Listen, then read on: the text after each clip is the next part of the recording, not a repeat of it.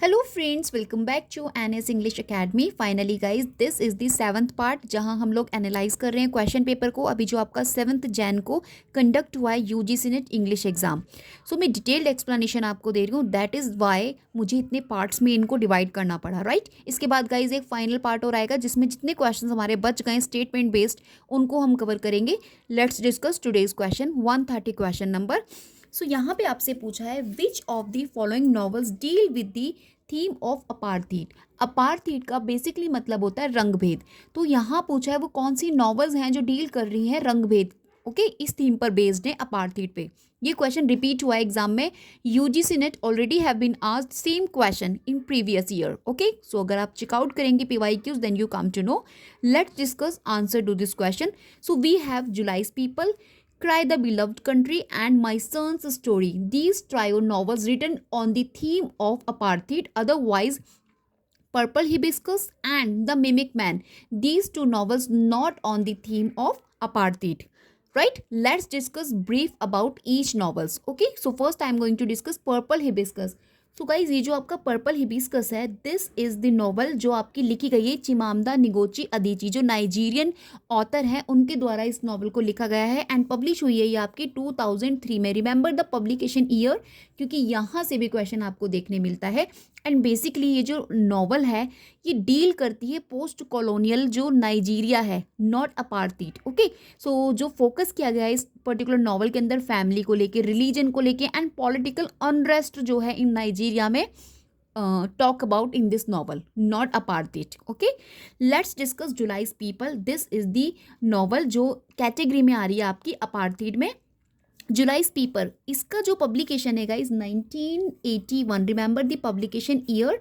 And this is the novel written by Nadine Gordimer, a novel set during a fictional civil war in apartheid era South Africa, remember, and it follows a white liberal family. इसके अंदर follow किया गया है एक white liberal family को जो forced किया जा रहा है जिसे टू फ्ली दियर होम, कि अपने होम भाग जाओ and live with their black servant. और किनके साथ रहिए? अपने ब्लैक सर्वेंट के साथ रहिए। जुलाई जो यहाँ पर बेसिकली मेंशन किया है टाइटल में, जुलाई जो है एक ट्रेडिशनल पावर को कहीं ना कहीं डिनोट कर रहा है, डायनामिक्स को डिनोट कर रहा है एंड क्वेश्चनिंग कर रहा है आपके रेशियल प्रिविलेज पे। So in this particular novel July's people जो आपका लिखा है नदाइन गॉर्डिमर ने, okay. Let's discuss brief about just like in that manner cry the beloved country. Cry the beloved country, first of all ये आपकी publish हो रही है 1948 में and written by Alan Paton. Alan Paton ने इसको लिखा है एंड क्लासिकल नॉवल कंसीडर की जाती है रेशियल इनजस्टिस इन साउथ अफ्रीका में, ओके, उस पर बेस्ड है। एंड ये कहीं ना कहीं फॉलो कर रही है स्टीफन कमैलो। स्टीफन कमैलो को आप जानते हैं, अब ब्लैक प्रिस्ट, एक ब्लैक प्रिस्ट हैं जो सर्च कर रहे हैं मतलब कि अपने खोए हुए बच्चे को, उनका एक बेटा है जो खो गया है एंड वो कहीं ना कहीं अपने उस बेटे को सर्च कर रहे हैं इस नॉवल के अंदर। And it explores theme of racial segregation, किस तरीके से रेशियल ने सेग्रीगेशन कर रखा है, सोशल इनजस्टिस हो रखा है एंड कहीं ना कहीं अपार्थीड साउथ अफ्रीका में जो रंग भेद की नीति है, everything is discuss in this particular novel cry the beloved country, right. तो इसमें जो मैंने अभी बताया मैंने कि जो स्टीफन कुमालो हैं, ये इस नॉवल में कैरेक्टर हैं जो क्या कर रहे हैं, एक ब्लैक प्रीस्ट हैं एंड वो क्या सर्च कर रहे हैं, अपने बेटे को, अपने खोए हुए बेटे को सर्च कर रहे हैं। और जो उनका बेटा है उसका नाम है जॉन्सबर्ग, राइट। जॉन्सबर्ग करके उनके बेटे का नाम है जिसे वो सर्च कर रहे हैं इन this particular novel, okay. Let's discuss the mimic man. The Mimic Man, this is the novel written by V.S. Naipaul, published in the year 1967. Remember the publication year also. And basically guys ये जो V S Naipaul की novel है ये post colonial identity को लेकर based है, जिसमें explore किया है पोस्ट कॉलोनियल जो कैरिबियन आइडेंटिटी है एंड एग्जाइल है उसके बारे में ये नॉवल है, not about the apartheid, okay. And last one we have my son's story, जो मैंने अभी आपको बताया था कि अपार्थीड थीम को लेकर है एंड पब्लिश हो रही है 1919 में and written by Nadine Gordimer. Again this also written by Nadine Gordimer. This novel explore कर रही है the personal and political struggle under apartheid, जो रंग भेद में जितना भी स्ट्रगल करना पड़ रहा है उसमें एक पर्सनल और पॉलिटिकल स्ट्रगल को यहाँ पे दिखाया गया है। और इसमें फॉलो किया जा रहा है सोनी। सोनी जो एक ब्लैक टीचर हैं, जो टर्न हो जाती हैं पॉलिटिकल एक्टिविस्ट में टर्न हो जाती हैं, एंड कहीं ना कहीं मतलब कि उनका जो अफेयर दिखाया गया है विद अ वाइट वुमन के साथ। And these are the things you will find out in this novel written by Nadine Gordimer, my son's story. Okay, hope you guys understood whatever I explain here. And answer हमारे पास इस question का है B, C and E, right. Let's move on the next question. Let's discuss question number 131। यहाँ आपको guys arrange करना है following words को in chronology order of their publication year, right. So first we have orientalism. मैं आपको एक बात बता दूं, जितने भी टेक्स्ट यहाँ पे मेंशन है एग्जाम में many times have been asked in UGC NET exam में, राइट। अगर आप पीवाईक्यूज देखेंगे then you come to know कि orientalism, black skin white mask, mask of conquest, the wretched of the earth, can the subaltern speak, many times text title based chronology में matchings में आपसे same text पूछा गया है। अगर आपको PYQs भी अगर आपने एग्जाम से पहले किए हुए थे then you guys done with this question. Okay, so don't worry, अगर आप जून के लिए अप्लाई कर रहे हैं and you just desire to attempt June 225, then this will help you. अगर आप इस स्ट्रैटेजी को अब अपनाएंगे देन आपको करना क्या है, यू विल हैव टू इनको आपको एक लिस्ट बना के रखना है अलग से अपने नोट्स में, एंड वहाँ पे उनके सामने टेक्स्ट के सामने पब्लिकेशन ईयर एंड राइटर का नाम लिखना है, एंड आपको हेडिंग डालनी है रिपीटेड टेक्स्ट इन एग्जाम्स। और इनको आपको एग्जाम से पहले 4 और 5 टाइम्स सिर्फ रिवाइज करना है, then you done with it. Okay, let's discuss कि इनका ईयर ऑफ पब्लिकेशन क्या है। मैंने वैसे तो मेंशन किया हुआ है, ओरिएंटलिज्म 1978 में पब्लिश हुआ है, रिटन बाय एडवर्ड सैद का। अ फाउंडेशनल टेक्स्ट कंसीडर किया जाता है पोस्ट कॉलोनियल स्टडीज़ में, जहाँ पे एग्जामाइन किया है हाउ द वेस्ट रिप्रेजेंट करते हैं ईस्ट को, right. This is the brief, मैंने आपको ओवरव्यू बता दिया दिस पर्टिकुलर वर्क का। ओरिएंटलिज्म मोस्ट इंपॉर्टेंट टेक्स्ट है, written by Edward Said, published in the year 1978, right. Next we have black skin white mask. This is most important work written by Frantz Fanon, published in the year 1952, and this is the work जहाँ आपको देखने मिलेगा psychological and philosophical critic यहाँ पे करके दिखाया है of colonialism and racism, right. So this is about Frantz Fanon's work. Okay, and the next we have mask of conquest. जो मास्क ऑफ कॉन्क्वेस्ट है this is the Partha Chatterjee ने इसको लिखा है, और ये पब्लिश हो रहा है आपका 1992 में। रिमेंबर द ईयर, अच्छा यहाँ ईयर को लेके थोड़ा कंफ्यूजन है। Mask of conquest 1992, some resources में मुझे 1992 ईयर फाइंड आउट हुआ है, एंड सम रिसोर्सेज से अगर मैंने चेकआउट किया है तो मुझे 1993 मिला है। गाइस यहाँ पे मैं आप लोगों के ऊपर छोड़ रही हूँ, you will have to finalize कि इसका जो ईयर ऑफ पब्लिकेशन है 1992 है, अदरवाइज 1993 है, राइट। एंड ये पार्था चैटर्जी ने लिखा है, और इसके अंदर एक स्टडी की गई है British colonial narratives in India, okay, जिसमें एनालाइज किया है कि जो लिटरेचर है उसे किस तरीके से यूज़ किया जाता था as a tool for dominating the cultural, किस तरीके से कल्चर को कंट्रोल किया जाता था। तो इसमें वही सारी चीज़ें वो एज ए उस टूल को यूज़ किया गया था, राइट, इन लिटरेचर में। तो उसी सबको एनालाइज किया in this work Partha Chatterjee का।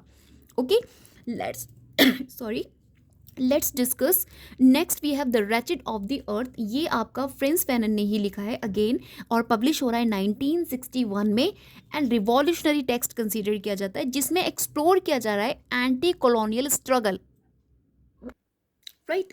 Sorry guys for disturbing. And decolonisation को कहीं ना कहीं यहाँ पे आप देखेंगे एम्फेसाइज किया गया है। Sorry guys, right. So this is the work about Frantz Fanon का, the wretched of the earth, many time repeat हो चुका है, and published in the year 1961, remember. And last one we have can the subaltern speak, most important text written by Gayatri Spivak, right, published in the year 1988।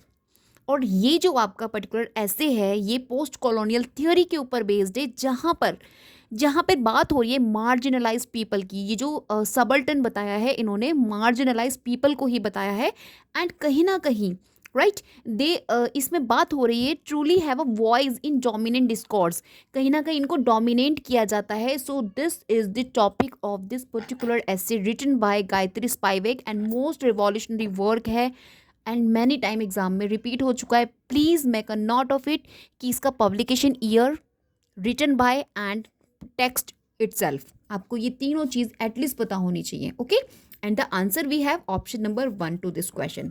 Let's move on the next question.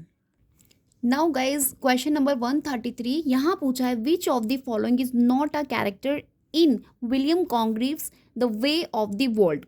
देखिए यहाँ पे फैनल लिखा है, Mirabel, वेटवेल, तीनों same नाम है and जो सबसे अलग नाम है पीचम. यही इसका आंसर है क्योंकि ये कैरेक्टर इसके अंदर नहीं है. अदरवाइज फैनल इसमें एक विलन है, मिराबेल इसमें प्रोटैगनिस्ट है एंड जो वेटवेल है वो एक सर्वेंट है. ये बेसिकली जो वर्क है आपका विलियम कॉन्ग्रीव ने लिखा है 1700 ईस्वी में इसको लिखा गया है, राइट. 1700 में इसको लिखा है एंड रेस्टोरेशन कॉमेडी कंसिडर किया जाता है. ये जो आपका the way of the world है, अगर मैं इसको बोलूँ कि किस कैटेगरी में कैटेगराइज्ड है तो ये एक रेस्टोरेशन कॉमेडी कंसिडर की जाती है जिसमें थीम लिया गया है love, marriage, deception, kinds of things. आप देखेंगे एरिस्टोक्रेटिक सोसाइटी में क्या क्या चीज़ें ये सब मेंशन किया हुआ है as a theme in this particular work and written by William Congreve. Okay, let's move on the next question. Question number 134. Arrange the following poems by W.B. Yeats in the chronological order of their year of publication. तो यहाँ पे W.B. Yeats की कुछ poems दे रखी हैं and हमको उन्हें chronology में सेट करना है. So guys let's see. First we have Adam's curse. Adam's curse जो इनका पब्लिश हो रहा है 1902 में. Remember the year of publication. और बेसिकली ये जो इनकी नॉवल है आदम कर्ज, यहाँ इसे आप बोल सकते हैं एक कहीं ना कहीं इसके अंदर दिखाया गया, कहीं ना कहीं गाइस आप देख सकते हैं इसके अंदर रिफ्लेक्ट किया जा रहा है कि ना lost love and the difficulty of sustaining beauty and poetry in a world that under values them, जो कहीं ना कहीं उसको अंडर वैल्यू कर रहा है. तो these things you will find out in this particular poem Adams कर्ज. 1902 में लिखा गया है एंड एग्जाम में रिपीट हो चुका है. कई बार एग्जामिनर आपको एक पर्टिकुलर पोएम दे देते हैं एंड क्रोनोलॉजी में सेट करने के लिए आपको एग्जाम में क्वेश्चन आ जाता है, जैसे कि अभी फिर से आ गया है. 1902 इसका पब्लिकेशन है. Next we have among school children. Among school children ये भी आपका 1927 में पब्लिकेशन है. पोयम है रिटन बाय W.B. यीट्स. और ये आपको जो पर्टिकुलर पोयम है इसमें ageing, education and philosophical musics के बारे में ऑन लाइफ में क्या रोल है उसका, यही इसको लेकर ये पर्टिकुलर इनकी पोएम है. एंड यीट्स यहाँ पर बेसिकली विजिट कर रहे हैं एक स्कूल में एंड रिफ्लेक्ट कर रहे हैं अपने बचपन को, अपने प्यार को, जो उनका मॉड गॉने के साथ उनका लव अफेक्शन था उसको कहीं ना कहीं वो मेमोराइज कर रहे हैं इन दिस पर्टिकुलर पोएम में. और जो फेमस लाइन्स हैं इसकी, how can we know the dancer from the dance. तो जैसे कि मैंने इसमें बताया कि एक म्यूज़िक्स, फिलोसॉफिकल म्यूजिक्स के बारे में बताया लाइफ में क्या इंपॉर्टेंस है. तो यहाँ पे लाइंस भी कुछ डांस एंड डांसर करके है. तो these are the key words आप फाइंड आउट कर सकते हैं. Among school children I am just talking about. Publish हो रही है आपकी 1927 में. Okay, let's discuss the second coming. Right, जो द सेकेंड कमिंग है ये बेसिकली इनकी 1919 में पब्लिश हो रही है नॉवल इनकी, जिसमें ही टॉक्स अबाउट, तो गाइस यहाँ पे basically he talks about an era and the beginning of another. एक ईरा है जो एंड हो रहा है और किस तरीके से दूसरा स्टार्ट हो रहा है, तो कहीं ना कहीं उसी के बारे में यहाँ पे ही talks about. And world war first he discussed in this particular poem. Lines में इन्होंने डिस्कस किया है, right. So all the things you will find out in this second coming. Most important है यहाँ से लाइन्स आपसे पूछ ली जाती हैं कि थिंग्स फॉल अपार्ट. जो थिंग्स फॉल अपार्ट इसके अंदर एक लाइंस है, जो स्टार्टिंग लाइंस है इसकी, थिंग्स फॉल अपार्ट. एंड जो आपका चिनुआ अचीबे है ना, जो थिंग्स फॉल अपार्ट करके उन्होंने ट्रिलॉजी लिखी है जो उनकी 1958 में पब्लिश हुई है, वो यहीं से आया है बेसिकली. देखिए ये इस इनकी जो द सेकंड कमिंग है 1927 में पब्लिश हो रही है. और ये जो इनकी इसकी फर्स्ट लाइन है थिंग्स फॉल अपार्ट, इसी की स्टार्टिंग लाइन है द सेकंड कमिंग की. और ये जो टाइटल है एज ए टाइटल चिनुआ अचीबे ने अपनी जो उन्होंने अफ्रीकन ट्रिलॉजी करके लिखा है गाइज, इसी यहीं से अचीबे, ठीक है. तो यहीं से गाइज वो इनका टाइटल मिला है. तो यहाँ से भी क्वेश्चन आपसे पहले पूछा जा चुका है एग्जाम में. So please make a note of it. Okay, and let's discuss next the wild swans at cool.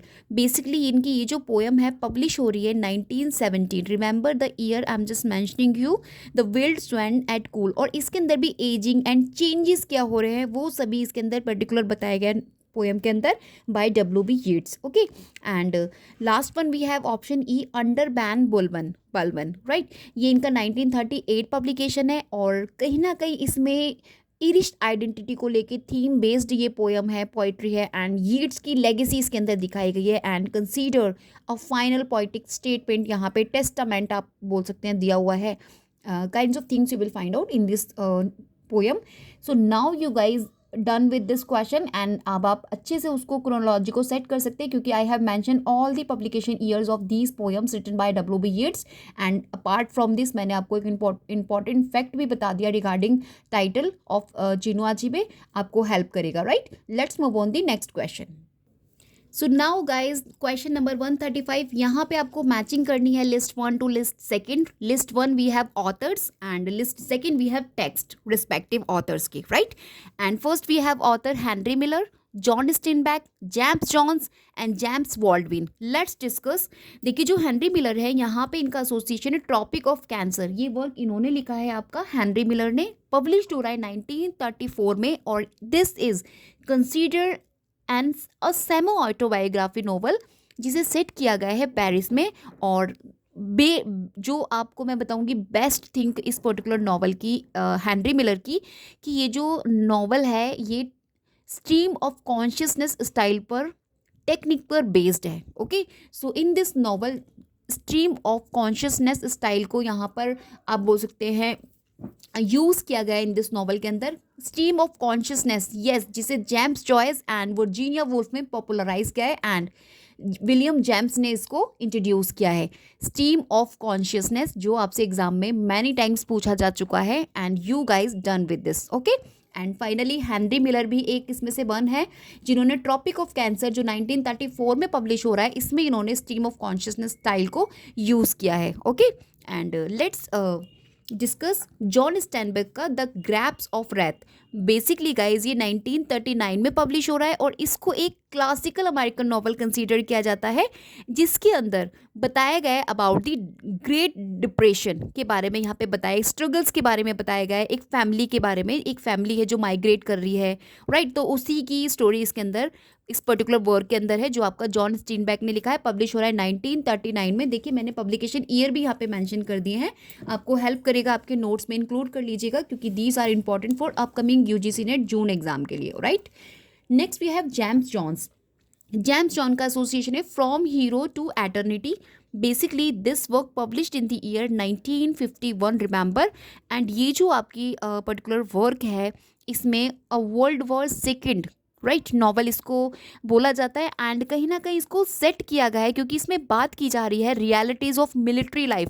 जो मिलिट्री लाइफ की रियलिटीज़ होती हैं उसके बारे में एक्सप्लोर किया है, जो हार्श रियलिटीज़ होती है, राइट. एंड इसको एक अवार्ड विनिंग मूवी में, फिल्म में भी अडॉप्ट किया जा चुका है पर्टिकुलर वर्क को, from hero to eternity, published in the year 1951, remember. And next we have James Baldwin का no name in the street. No name in the street basically ये 1972 इसकी पब्लिकेशन है and this is the political एक memoir consider किया जाता है जिसमें civil rights, race and Baldwin जो खुद ऑथर हैं इस पर्टिकुलर वर्क के, इनकी पर्सनल एक्सपीरियंस को दिखाया गया है, right.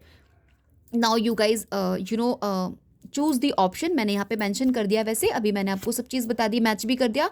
Now you do by your self, okay, कि आंसर कौन सा होगा. Let's discuss next question. Question number 137 we have. यहाँ पे आपसे पूछा है बेसिकली गाइज, यहाँ पे आपको एक टाइटल दे रखा है एंड उस टाइटल को रीड करके आपको बताना है वो बेसिकली किसका रिस्पॉन्स है, राइट. सो लेट्स सी कि क्या है इसके अंदर. तो गाइज यहाँ आपके लिखा है लॉन्गस्टन हंग्स की पोयम है I too sing America. This is the title of that poem written by Langston हंग्स. Okay, is a response to which of the following points. किस पॉइंट को रिस्पॉन्स दिया जा रहा है, तो आंसर भी है वॉल्ट विटमैन. तो बेसिकली क्या हुआ था, जो वॉल्ट विटमैन थे जो अमेरिकन ऑथर है, we studied him in American literature. तो जो वॉल्ट विटमैन है इन्होंने एक पोयम लिखा था आई हियर अमेरिकन. देखिए मैं यहाँ पे टाइटल नेम लिख देती हूँ, I hear American, America singing, right. ये इनकी पोयम थी जो पब्लिश हो रही थी 1860 में, राइट. इस पोयम के अंदर वॉल्ट विटमैन ने basically diversity and unity of American workers के बारे में बताया था एंड कहीं ना कहीं ही talks about the vision of the nation, right. तो उसके बाद क्या होता है, ये जो आपके लंगस्टन हग्स हैं, इन्होंने आई टू सिंग अमेरिका करके 1926 में ये अपनी पोयम लिख डाली, जहाँ पर इन्होंने चैलेंज किया, क्या चैलेंज किया, this deal by highlighting racial exclusion. तो यहाँ पे ये बताते हैं कि जो ब्लैक अमेरिकन्स हैं are also part of the American identity. तो यहाँ पर जो आपके हंगस्टन है ये बताना चाहते हैं कि जो ब्लैक अमेरिकन्स हैं वो भी क्या है, अमेरिका के ही पार्ट है, अमेरिकन आइडेंटिटी के ही पार्ट है। So this is the think about कि किसने किसको, मैंने अभी आपको मेंशन अच्छे से बता दिया करके कि कहाँ पर इसको रिस्पॉन्स दिया जा रहा है और रीज़न क्या है रिस्पॉन्स करने का, right. So basically first Walt Whitman ने लिखा था आई हियर अमेरिका सिंगिंग 1860 में पोएम, और इसके बाद इन्होंने आई टू सिंग अमेरिका करके लिखा है आपका हंगस्टन ने, जहाँ पे इन्होंने बताने की कोशिश की कि जो ब्लैक अमेरिकन्स होते हैं are also part of the American identity, right. Let's move on the next question. Question number 138, यहाँ गाइज आपसे पूछा है, अरेंज करना है हमको यहाँ पे according to its publication years, right.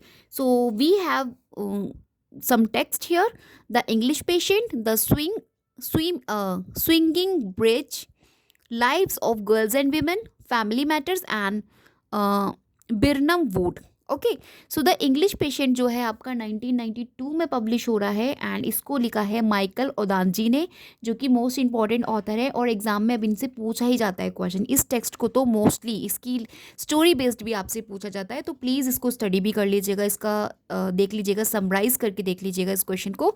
And swinging bridge करके ये जो वर्क है 2003 में पब्लिश हो रहा है, right. And lives of girls and women Alice Munro का है, which published in the year 1971।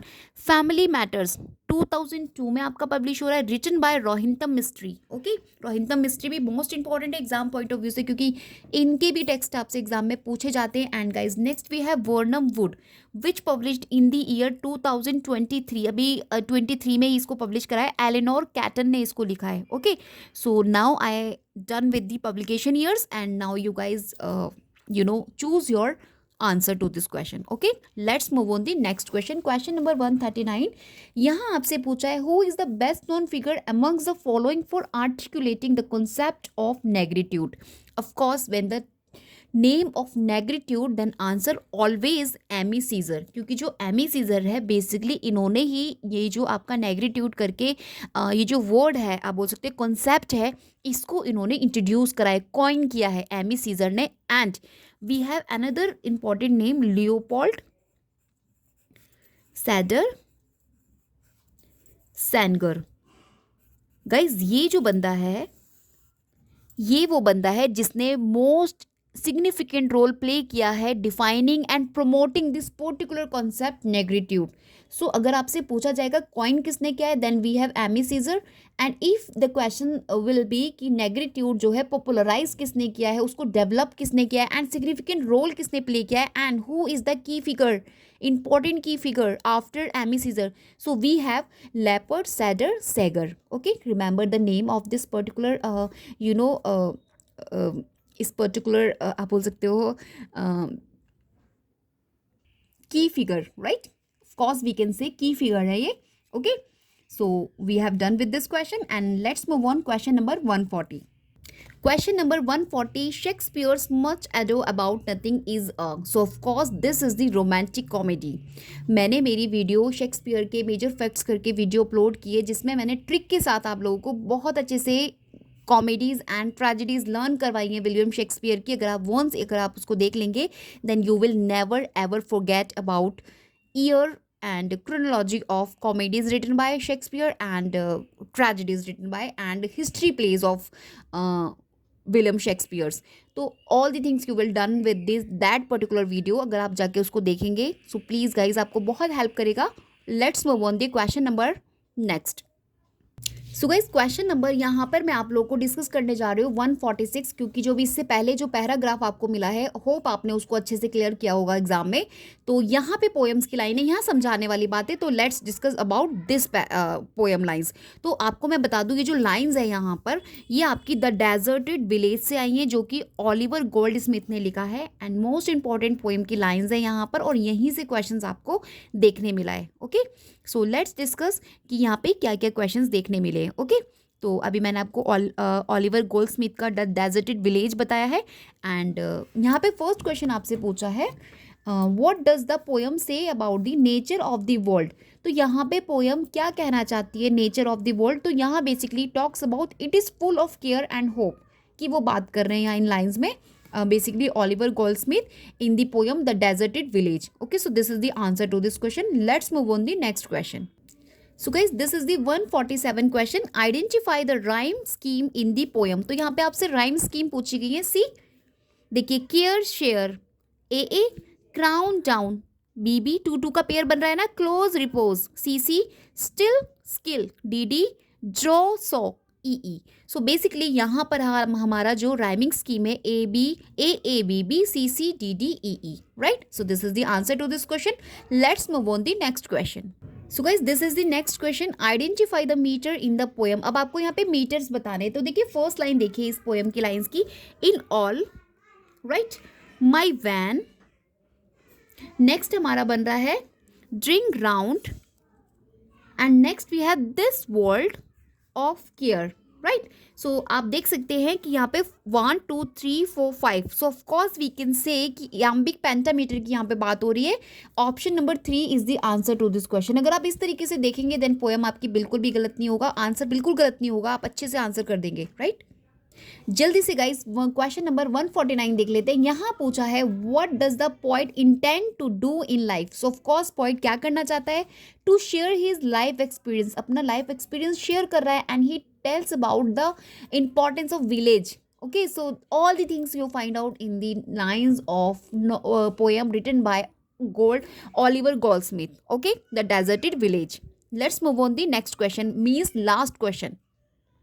So guys, this is the 150 question. What is the mood of the poem? So देखो बेसिकली जितने भी क्वेश्चंस आपके line से आते हैं, इस तरीके से क्वेश्चंस आते हैं, तो यहाँ पे ज़्यादातर अच्छी बातें होती है, मीन्स पॉजिटिव बात होती है. तो आंसर भी है pessimistic, right. So this is the answer to this question. And now guys, मेरा जो एक मैंने प्रॉमिस किया था एनालाइज कराने का, मैंने उस प्रॉमिस को कंप्लीट कर दिया है. अभी सिर्फ वही क्वेश्चंस रह गए हैं जो हमारे स्टेटमेंट बेस्ड है एंड रिसर्च से जो आपके क्वेश्चंस आए थे. अब मैं उनकी एक अलग वीडियो आप लोगों को बना के अपलोड करूंगी. वो वीडियो आपको बहुत हेल्प करेगी. इसके बाद बस एक वो वीडियो आएगी, उसके बाद हम लोग अपनी तैयारी में फिर से लग जाएंगे यूजीसी नेट की. जैसे कि मैं आपको मेजर पोइट्स, मेजर राइटर्स के बारे में बता रही थी. इंडियन लिटरेचर मैंने कवर करा दिया. अमेरिकन लिटरेचर के मैंने मेजर ऑथर्स आपके साथ डिस्कस कर चुकी हूँ. तो जितना भी अभी रिमेनिंग बचा है हम उन सबको कवर करना शुरू कर देंगे after this one. Okay, hope guys the way I discussed in this video आपको पसंद आया. प्लीज़ लाइक ज़रूर कर दीजिएगा. and if you not subscribed yet then do subscribe my channel so that you will get further notification. Till then, bye bye, have a great day.